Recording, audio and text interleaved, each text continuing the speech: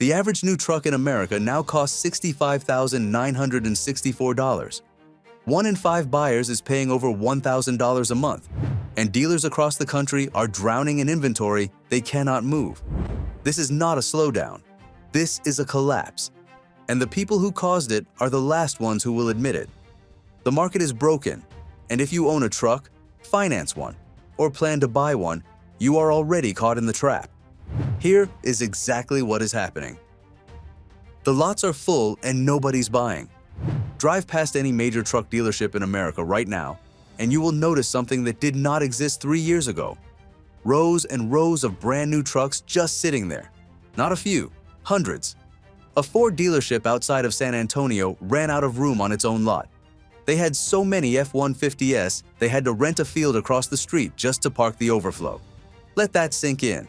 A field, across the street, full of brand new trucks that nobody is buying. And this is not one dealership having a bad month. This is happening coast to coast, across every brand, every trim level, every zip code in the country. The Ram 1500 is currently sitting at 162 days of supply nationwide. That means if Ram stopped building trucks tomorrow, it would take over 5 months just to sell what is already on the ground. The GMC Sierra is at 117 days. The Chevy Silverado is pushing close to 100. For context, a healthy dealership runs on about 60 days of supply. Anything over that and you are bleeding. These dealers are not bleeding. They are hemorrhaging. And here is the part that makes this even more painful. Every single one of those trucks sitting on that lot is costing the dealer money every single day. Dealers do not own their inventory outright. They borrow money from a bank to stock their lots. It is called a floor plan loan. And the interest on that loan does not stop just because nobody is buying. We are talking $30 to $50 per truck per day. A mid-sized dealer with 200 trucks sitting for 4 months is burning through over $700,000 in floor plan interest alone before they sell a single vehicle. That is not a rough patch. That is the kind of financial bleed that ends businesses. So how did we get here? Because this did not happen by accident. The pandemic gold rush and the bill that just came due. To understand what is happening right now, you have to go back to 2021 and 2022. During the pandemic, supply chains collapsed. Factories slowed down. Semiconductor shortages gutted production. And suddenly, truck lots that used to have hundreds of vehicles had maybe 6, half of them already spoken for. And the dealers? They saw an opportunity. A Chevy dealer outside of Houston was slapping $12,000 markups on every Silverado that rolled off the transport truck, and they were selling every single one, because buyers had no other choice. The dealer down the road was doing the exact same thing. It was not one bad actor. It was coordinated greed, across every brand, every region, every zip code in the country. But it was not just the sticker price. The finance offices went completely off the rails. $4,000 paint protection packages, $1,000 nitrogen tire fills, products nobody asked for, buried in the paperwork before the customer even sat down. And the dealers who had spent decades building loyalty with repeat customers? They treated those people the worst. The guy who bought his last 3 trucks from the same salesman got the same $12,000 markup as a stranger walking in off the street. Dealer profit margins during the pandemic were the highest in the history of the car business. And nobody forced them to do any of it. There was no law that said they had to charge over sticker. They chose to, every single one of them. And they assumed the party would never end. Then the factories came back online. Inventory flooded back onto the lots. And the dealers waited for the customers to come back with it. They are still waiting. The price wall. When trucks became luxury items. Here is the number that explains everything. Over the last decade, blue-collar wages in America grew 38.7%.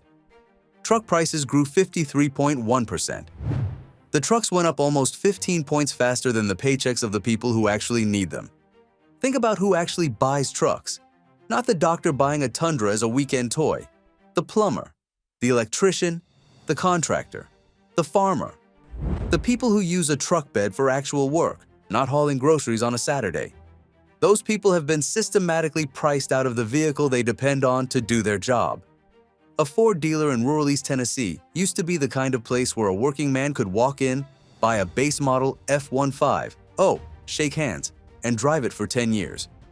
That dealership's cheapest truck right now starts at $44,000, before tax, before title, before registration, before whatever creative math the finance office decides to run on your deal.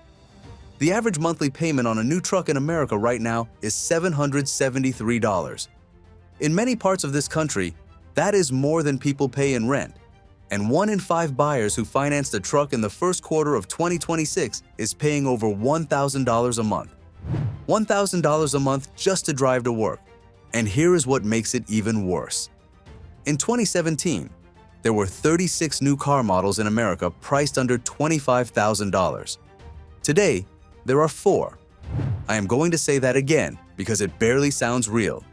36 models under $25,000 just 7 years ago. 4 today. The affordable vehicle did not slowly disappear. It was deliberately eliminated because manufacturers decided the working-class buyer was not profitable enough to build for anymore. The debt trap. Millions of buyers are already stuck. Now here is where it gets really dark. Because it is not just new buyers who cannot afford trucks. Millions of people who already bought one are trapped. Right now, 30.9% of every truck trade-in in America is underwater. Nearly 1 out of every 3 people walking into a dealership owes more on their current truck than it is actually worth. The average negative equity on those trades is $7,183, and the people stuck in that hole are carrying an average monthly payment of $932, the highest number ever recorded. Picture this. A guy walks into a GM dealer outside of Nashville. He wants to trade in his 2022 Silverado. He paid $62,000 for it at the height of the pandemic markups. He still owes $53,000 on the loan. The dealer can give him $39,000 on the trade. That is $14,000 in negative equity. If he rolls that into a new truck, his payment blows past $1,000 a month. So what does he do? He thanks the salesman, walks back across the lot, gets in his truck, and drives home. He is not shopping somewhere else. He is done, and he is not coming back. This is playing out in showrooms all across America every single day. The pandemic markups inflated the purchase prices. The loans were written at those inflated numbers. Now the trucks have dropped in value, but the debt stayed exactly where it was. The dealers built this trap with their own greed, and now it is the single biggest reason their showrooms are empty. If you're finding this information helpful, please hit like button and subscribe. The federal government shows up with receipts. And if the empty lots were not enough, the federal government just got involved. And what they found is jaw-dropping. In April of 2026, the FTC settled a $75 million case against a major dealer group for deceptive pricing practices. Investigators pulled a random sample of that group's transactions, and here is what they found. 88% of customers paid more than the advertised price. Not some of them, not a slim majority. 88 out of every 100 people who bought a vehicle from those dealerships walked out paying more than the number that got them through the door. And 68% were charged for add-on products they never asked for and were never told about. Products slipped into the contract without the buyer's knowledge. You negotiate. You think you got a fair deal. You sign the paperwork, you drive home, and you have no idea you just paid for 3 things you never agreed to buy. A Stellantis dealer near Baltimore got caught running what the industry calls payment packing. That is when a dealer quotes you a monthly payment that already has gap insurance, tire and rim protection, and paint sealant baked right into the number, without ever disclosing those products exist. You think you negotiated a fair payment. You sign. You leave. And you just bought 3 things you never wanted. This was not one rogue finance manager going off script. This was the system working exactly the way it was designed to work. After the settlement, the FTC sent formal warning letters to 97 dealership groups across the country. 97. The same dealers who spent years hiding fees in the fine print are now getting certified mail from Washington telling them to knock it off. The vanishing buyer. A permanent shift in the market. Here is the number that should terrify every manufacturer and dealer in America. In 2020, 50% of new car buyers in this country earned under $100,000 a year. That was the base. Half the market was regular working people buying regular vehicles. By 2025, that number dropped to 37%. 13 points of the market just gone. Meanwhile, buyers earning over $200,000 went from 18% to 29%. Do you understand what that means? The truck market did not just lose a few customers. It lost an entire economic class of buyer. And those people are not coming back at these prices. A Toyota dealer in Bozeman, Montana has one of the cleanest lots in the full-size segment right now. Tundra supply is sitting around 54 days, best in class. But his general manager will be the first to tell you the buyer profile has completely changed. It used to be ranchers and outfitters, guys who needed a truck for actual work. Now the best customers walking through the door are doctors, attorneys, and retired professionals buying a Tundra as a weekend vehicle. The truck did not change. The customer did. And once you lose an entire generation of working buyers, you do not win them back with a $500 rebate and a 0% financing offer for 90 days. That window is closed. One brand figured it out, and the results are undeniable. Now here is the part of the story that actually gives you hope. Because one manufacturer looked at all of this and made a completely different decision. Ram brought back the Hemi V8 engine. They slapped on a 10-year, 100,000-mile powertrain warranty. And they priced their trucks aggressively, below what the competition was asking. The result? Ram sales jumped 25% in the first quarter of 2026. Best first quarter for Ram since 2023. That is not a mystery. That is not luck. That is what happens when you give people what they actually want at a price they can actually manage. The demand for trucks never went away. The demand for overpriced trucks went away. There is a massive difference. The fix is not complicated. Manufacturers need to bring back trucks that regular people can actually buy, not a $35,000 base model loaded with $12,000 in mandatory option packages nobody asked for. Real work trucks, vinyl seats, rubber floors, a price tag that a plumber or an electrician can handle without financing it for 7 years. Dealers need to move to transparent, line item, out-the-door pricing. No games, no packing, no bait and switch. And lenders need to stop writing 84-month loans on a vehicle that loses 30% of its value in the first 2 years. The blueprint is right there. Ram proved it works. The question is whether anyone else is willing to follow it. The dealer's new business model and why it should scare you. But here is the twist ending that nobody is talking about. The dealers who survive this are not going to learn the lesson you think they will.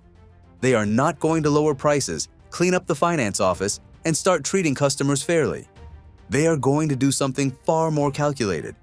They are going to stop caring whether you buy a truck at all. Finance and insurance revenue was up 14% per vehicle in 2025. Service departments across the country brought in $164 billion last year on over 276 million repair orders. 276 million times a customer brought their vehicle in for service, and the dealership got paid. A dealer group in the Midwest just posted its best quarterly profit in 3 years, and they sold fewer new trucks than any quarter since the pandemic. How? They raised the shop labor rate by $18 an hour and added a mandatory diagnostic fee to every single service appointment. The front of the dealership is dying. The back of the dealership is making more money than ever, and that is now the entire business model. And the worst part, they designed the trucks to make sure you have to come back. The new trucks are so loaded with software, sensors, and proprietary systems that you cannot do a basic repair without the dealer's diagnostic computer. They built the dependency right into the vehicle. GM's own CEO went on record and said they are not chasing the $30,000 price point because it is not profitable enough. The working guy who actually needs a truck can figure it out on his own. As long as the top 30% of earners keep signing on $70,000 loaded trucks, the manufacturers have zero reason to build anything cheaper. They do not need you to buy a new truck anymore. They just need you to keep paying them to fix the old one. The truck market is broken, and the working American is paying for it. So I want to hear from you. Have you been hit by any of this? Underwater on a trade, overcharged at the dealer, or just completely priced out? Drop it in the comments. Let's talk about it. And if this opened your eyes, smash that like button and subscribe for more auto content. Thanks for watching, and see you in the next video.